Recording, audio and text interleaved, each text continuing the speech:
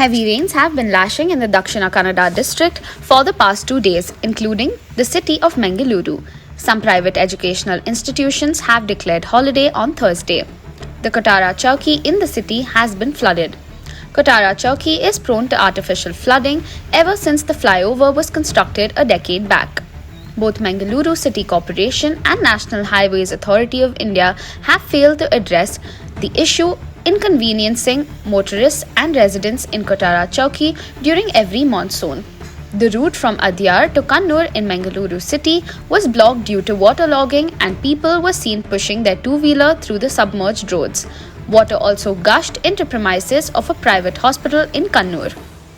The road from Mangaluru to Mudbidri is completely submerged in water, causing a traffic jam, Deputy Commissioner Dr. K.V. Rajendra said.